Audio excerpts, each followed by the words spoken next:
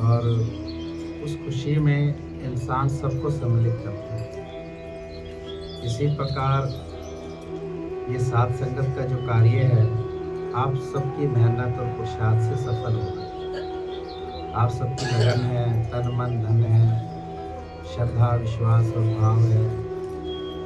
अगर ये सब ना हो तो ये धार्मिक और आध्यात्मिक कार्य नहीं चल सकते। जिस पैसे से या सिर्फ पदार्थों से नहीं, ये चलते हैं श्रद्धा भाव प्रेम विश्वास, इनसे चलते हैं। और जितना इसको बढ़ाते जाएं अपने जीवन में, उतना ही लाभ हमें भी मिलता है, परिवारों को भी मिलता है, समाज को भी मिलता है, देश को भी मिलता है। जब कोई एक इंसान इस धर्म ज्ञान के रास्ते पर चलता है, विश्वास प्रेम के रास्ते पर चलता है, तो उससे कितने को फायदा मिलता है ये उसे भी नहीं पता होता। जिस प्रकार वृक्ष से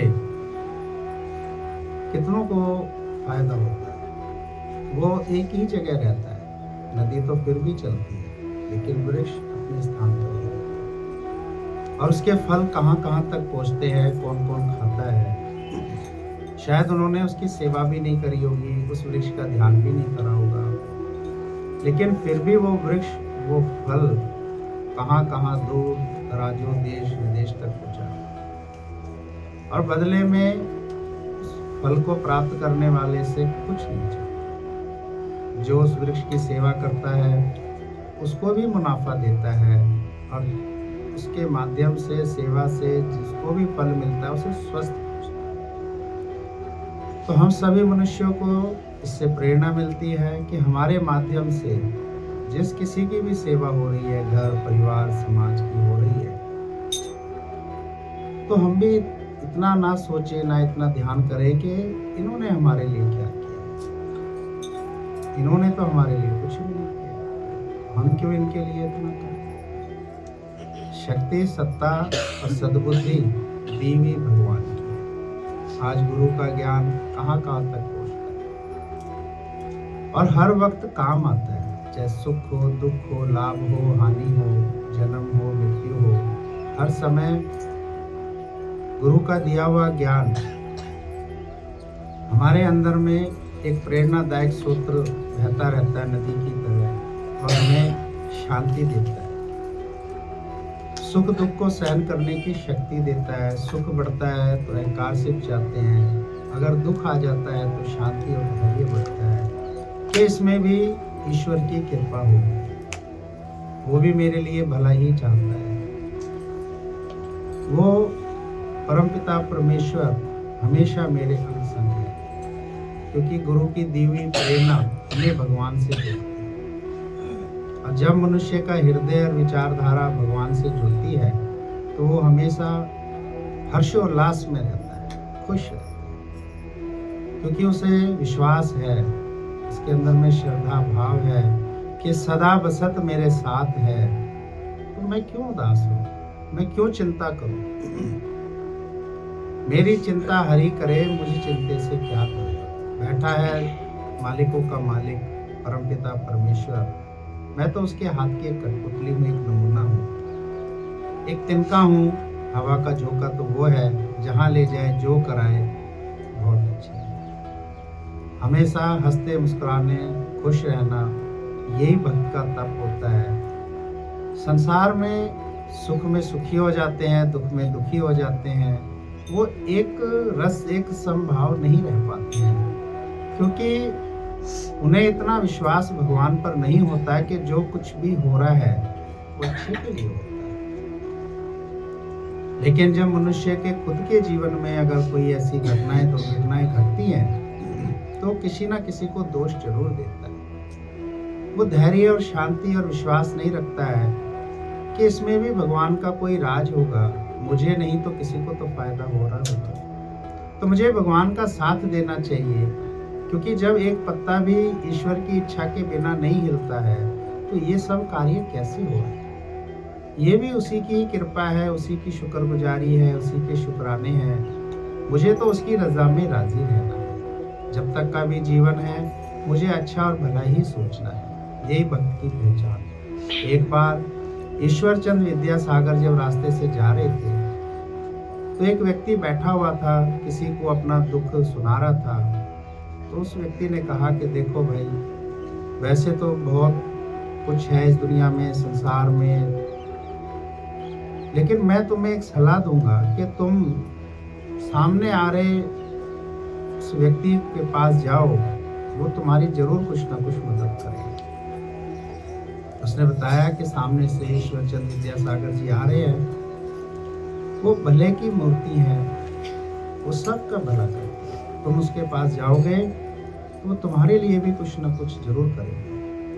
वो व्यक्ति जब उनके पास गया और उनको प्रणाम किया और अपनी परेशानी बताई कि मैं कुछ करना चाहता हूँ।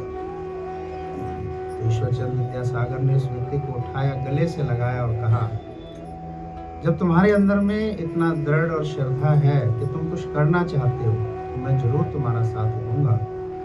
बताओ क्या करना चाहते हो? देखिए, अगर कोई इंसान समाज में अच्छा कार्य करता है तो हमें उसका साथ जरूर देना चाहिए। चाहे तन से दो, चाहे मन से दो, या धन से दो, चाहे अपनी विचारधाराओं से दो, देना जरूर चाहिए।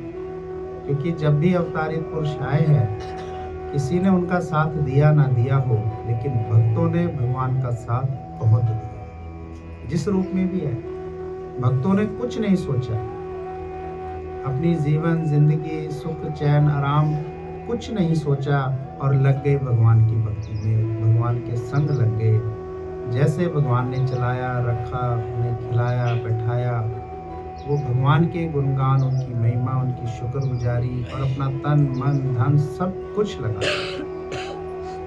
तो भगवान ने भी उनको अपने हृदय में स्थान दिया। इसी प्रकार अगर कोई अच्छे नेक भले इंसान इस धरती पर कुछ अच्छा कार्य करते हैं तो हमें भी उनका साथ जरूर देना चाहिए। बुराइयों का साथ तो सभी देते हैं, बुरे इंसानों का, बुरी विचारधारा का सभी देते हैं, लेकिन उनसे हमें क्या मिलेगा? अगर हम अच्छे नेक इंसानों का साथ देते हैं तो हमारे अंदर भी शांति आएगी और एक खुशी होगी कि आज का दिन जो भगवान ने मुझे दिया है उससे कुछ तो हुआ, नहीं तो अपने ही शरीर को खिलाने पिलाने और नहलाने में लग गए। सबसे बड़ी मदद आप सब आज जो कर रहे हो, ये भगवान का साथ दे रहे हो कि भगवान सत्संग के रूप में आए इस धरती पर, इस कॉलोनी में आए और आप सबने इस सत्संग को पहचाना और इस सत्संग का साथ तन मन धन लगन से दे रहे हो, श्रद्धा विश्वास और भाव से दे रहे हो। बहुत धन्यवाद।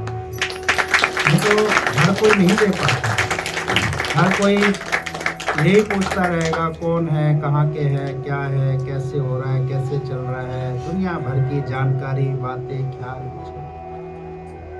अरे जब इंसान को पसीना आता है, धूप लगती है, तो वो वृक्ष को नहीं देखता है कि कौन सी क्वालिटी का वृक्ष है, बस उसकी छाया में जाके बैठ जाता है। जब इंसान के अंदर में ऐसी श्रद्धा विश्वास और भाव और भक्ति आती है तो वो फिर कुछ नहीं देखता है, वो सत्संग की शरण में बैठ जाता है और उसको पता होता है कि सत्संग की शरण ही है जो मुझे सुखी कर सकती है, नहीं तो इस संसार में कोई सुखी नहीं। दुखिया सब संसार, सबको और चाहिए, पता नहीं कितना चाहिए। दोष उनका भी नहीं है, कारण है सिर्फ अज्ञान का कि ऐसा संग नहीं किया, साथ संगत का संग नहीं किया। आज हम सब के अंदर में बहुत शांति है, बहुत धैर्य है। कल भी हमने इसकी बात करी थी कि सत्संगी को अगर ना भी कुछ मिले तो ये कहेगा बहुत मिल गया, बहुत खुश हूँ। गुरु का संग मिल रहा है, साथ संगत का संग मिल रहा है, वो भाग्य है। 4 कदम चलने के लिए मुझे शक्ति मिल रही है और समय वक्त मिल रहा है और भगवान मुझे दे रहा है। नहीं तो जीवन तो गुजर गया था अहमता, ममता और कर्ता में ही, पता ही नहीं था कि जीवन को हमें चलाना था। तो सत्संगी की रीस नहीं कर सकते। सत्संगी तो हर हाल में हर तरीके से रह सकता है। भगवान को पसंद कौन आते हैं इस धरती पर? देते तो सबको सब कुछ है, लेकिन एक अपने आप को अगर सौंपना होता है तो वो भक्तों को ही सौंपते हैं। जब वो व्यक्ति ने अपनी बात करी ईश्वर चंद्र विद्यासागर से, तो उन्होंने खुश होकर उसकी मदद करी और कहा कि रख लो, कुछ अच्छा नेक काम कर। उस व्यक्ति ने जाकर कुछ छोटा मोटा कार्य अपना शुरू किया। उसमें से पहला हिस्सा उसने भगवान को दिया, भगवान के मंदिर में गया और वो हिस्सा एक भगवान को दिया और उसमें से एक हिस्सा उसने किसी मददगार को दिया कि मेरी मदद हुई है तो मुझे भी मदद करनी है। और उसमें से एक हिस्सा उसने प्रसाद के लिए रखा। इस तरीके से उसने 2, 3, 4 हिस्से निकालकर और भगवान पर विश्वास और श्रद्धा रखकर गुरु का स्मरण करके जब उसने कार्य शुरू किया, तो कहते हैं कि बरकत कब होती है? जब नीयत साफ। अगर इंसान की नीयत साफ नहीं है तो बरकत ना घर गृहस्थी में होती है, ना व्यापारों में होती है, ना व्यवहारों में होती है। धन बढ़ना बरकत नहीं होता है। शांति बढ़े, प्रेम बढ़े, उदारता, करुणा और मिठास बढ़े, उसको बरकत कहते हैं, उसको खुशी कहते हैं। जहाँ अमन चैन शांति से, चाहे हम रूखा सूखा ही खा रहे हैं लेकिन खुश होकर खाते हैं। ये भगवान की एक बहुत कृपा होती है। भगत का भी पुरुषार्थ होता है कि वो भगवान पर बहुत श्रद्धा रखता है कि भगवान आपने इस धरती पर मुझे इंसान बनाया और मेरे लिए इतना सोचा विचार किया, आपके करोड़ शुक्र। उस व्यक्ति का व्यापार दिनों दिन बढ़ता चला गया, खुशी के ठिकाने नहीं, सुख के भंडार लग गए। वो भी ऐसा दान पुण्य करने लगा, लोगों की मदद करने लगा, प्यार करने लगा। सुबह शाम अपना भजन कीर्तन करते, राम नाम का सिमरन करते, आए हुए ग्राहकों को भगवान का भाव रखते, उन्हें अच्छी क्वालिटी का सामान देते, ईमानदारी का पैसा लेते, उनके प्रति स्नेह भावना रखते, आया हुआ भी खुश हो। जालसाजी, झड़पना, बेईमानी या हड़प लेके अपना ही घर भर लेना, ये सब नहीं सोचा। आए हुए का ऐसा आओ भगत रखना कि जैसे कोई मेरे संगी साथी आए। चाय पानी नाश्ता पूछना, बैठाना, जरूरत पूछना कि आपकी ज़रूरत क्या है, आपको मैं उसी तरीके का सामान दूंगा। ये नहीं कि सिर्फ अपना ही खजाना भरना है। इस तरह से धीरे धीरे उसकी प्रशंसा भी बढ़ती गई और समाज में उसका नाम भी होता गया।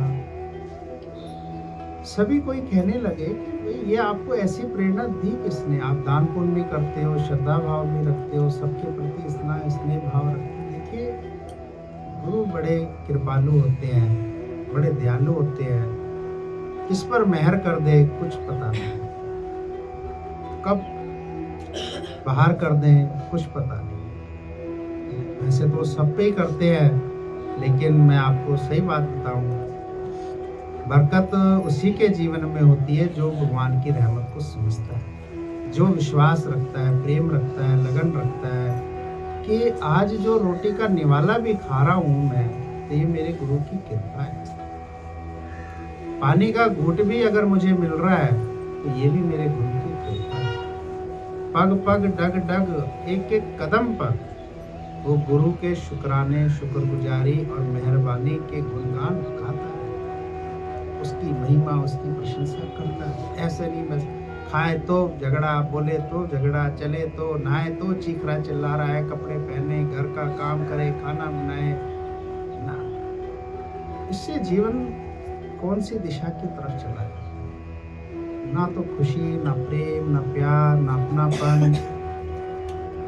इससे बरकतें नहीं होती हैं। बरकतें तभी होती हैं जब हम परमात्मा की रहमत को समझते हैं। कितने इंसान हैं जो ये सोच रहे हैं मैं सवेरे उठूं, बाहर आसमान को देखूं, इन हवाओं को महसूस करूं, सूर्य को नमस्कार करूं, और शरीरों में ऐसी परेशानियां आ जाती हैं कि वो नहीं कर पाते। और मालिक ने जिनको दिया हुआ है पता नहीं उसे कहाँ व्यर्थ करवाते जाते हैं। हमें तो भगवान सत्संग ले आते हैं, हम तो कहते हैं भगवान बस ये कृपा बनाए। आप कैसे ले आते हो? आप छूटने नहीं देते हो सत्संग को। कैसे आगे से आगे सब अपने आप इन कार्यों को कर देते हो, हमें नहीं पता है। बस जब तक विश्वास है आपका ये दर ना छूटे, किसी भी तरह का लोभ लालच, कोई घूमना फिरना, कोई मोह ममता, कोई लोभ लालच जीवन में ना आए, बस हम पर कृपा रखना। जग छूटे तो छूटे, लेकिन साध संगत ना छूटे। जो हुआ, जैसा हुआ, जैसा चला, बहुत अच्छा है, खुश है। बस आपका दर है, आपकी महिमा, आपके गुणगान करते रहें और इतनी सद्बुद्धि दे कि जो भी आपके भगत आते हैं बस उनके दास बन के बैठे। जो बनना है वो अपना करते रहें, बस अहमता, ममता और कर्ता से परमपिता परमेश्वर हमें दूर करना। हमें याद ना रहे हम क्या कर रहे हैं, बस यही याद रहे, तुझ भावे साई मलिकार, तेरा बहाना मीठा लागे। करण करावन आपे आप, मानुष से कुछ याद नहीं रहे, बस एक भगवान ही याद रहे, उसकी महिमा, उसकी शुक्रगुजारी और उसकी आभारी ही याद रहे। मैंने इतना किया दुनिया के लिए, संसार के लिए, बालक बच्चे के लिए, ये याद नहीं रहे। प्रभु अंत श्वास में आपका ही नाम निकले और कोई नाम ना निकले, कोई याद ना रहे, कोई ख्याल ना रहे। जिसने भी किया अच्छा किया, जो भी हुआ बहुत अच्छा हुआ। हमने जो कुछ भी किया वो सब आपने किया है। करण करावन आप हो, हम कुछ भी नहीं है। आपकी श्वासों से ये शरीर, जीवन, जिंदगी, ये सब कुछ चल रही है। आप ही सब कुछ हो, नहीं तो ऐसी कौन सी मशीन है जिसमें अन्न डालो और खून निकल आए, जिसमें घास डालो और दूध निकल जाए। ये तो करामात ईश्वर आप ही करते हो। आपकी महिमा, आपने मुझे बूंद से मनुष्य बना। कैसी कृपा है आपकी, कैसा धन्यवाद करूं, कैसी शुक्र। जब मनुष्य में ऐसी विचारधाराएं बढ़ जाती हैं तो समझ लो उसका उद्धार और कल्याण निश्चित हो चुका है। विचार है उस व्यक्ति की, ऐसी व्याख्या बढ़ती चली गई, बढ़ती चली गई। सब पूछते रहे तो उसने कहा एक दिन मैं अपने गुरु से जरूर मिलाऊंगा। एक दिन उसके गुरु फिर उसी रास्ते से गुजरे तो उसने सबको इकट्ठा किया और गुरु के चरणों में दंडवत प्रणाम करके उसने कहा यही मेरे भगवान है। ईश्वर चंद विद्यासागर नहीं पहचान पाए क्योंकि बहुत अरसा हो गया था। उन्होंने कहा मैं नहीं पहचान पाया। देखिए संतों की महिमा, हम आम इंसान तो फट कहते हैं, लेकिन संत कहते हैं कि नहीं भाई। उस व्यक्ति ने कहा कि ऐसे अरसों पहले आपने मेरी मदद की और आज आपकी ही बदौलत से ये सब कुछ हुआ है। तो ईश्वरचंद विद्यासागर करुणा के सागर, प्रेम के सागर, उन्होंने कहा कि मेरी कोई इसमें मदद नहीं थी, ना मैंने कुछ किया, सब कुछ तो ईश्वर का था और तुम्हारी खुद की मेहनत थी और नियत साफ थी। तुम्हारी मेहनत नहीं होती, नियत साफ नहीं होती तो मेरे दिए हुए उस धन से कुछ नहीं। तो सारा श्रेय, सारी प्रशंसा, सारी वाहवाही तुम्हारी है, मेरी कुछ नहीं। तो ऐसे संत होते हैं, इतने कृपालु होते हैं, इतने दयावान होते हैं, सब कुछ करके अपने को किनारे पे करते हैं। और उनकी मेहर इतनी जब इंसानों पर होती है तो इंसान मानव से भगवान बन जाता है। कब? जब वो उसके बताए हुए पद चिन्हों रास्ते पर चलता है। ये इंसान की मिट्टी ऐसी है, चाहे राक्षस बनाओ, चाहे इसे भगवान बनाओ, जो चाहे बनाओ, इसके जिम्मेदार हम खुद हैं, हमारा भाग्य नहीं है। भाग्य तो हमारा इंतजाम है, इंतजाम है भाग्य, जो भगवान की दी हुई सौगात होती है।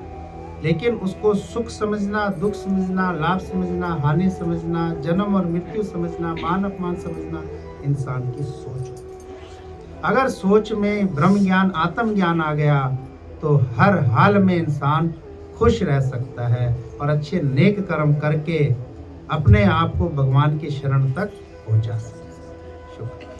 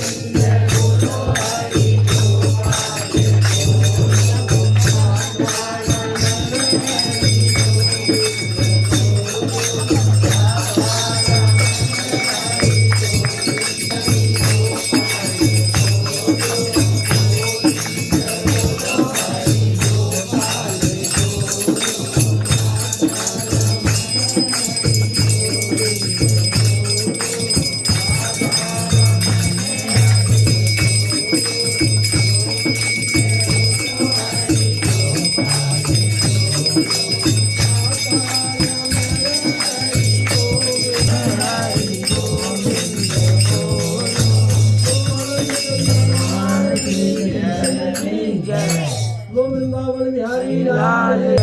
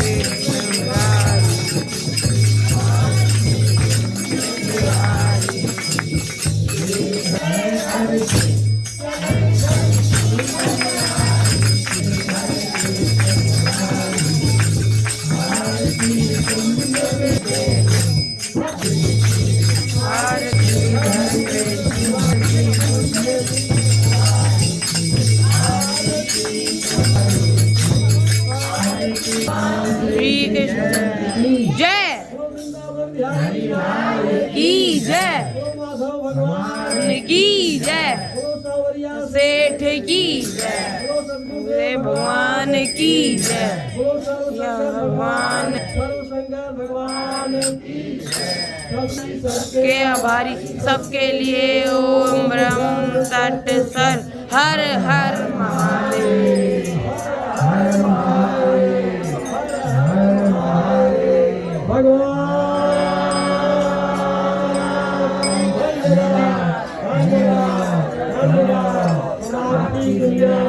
खुश है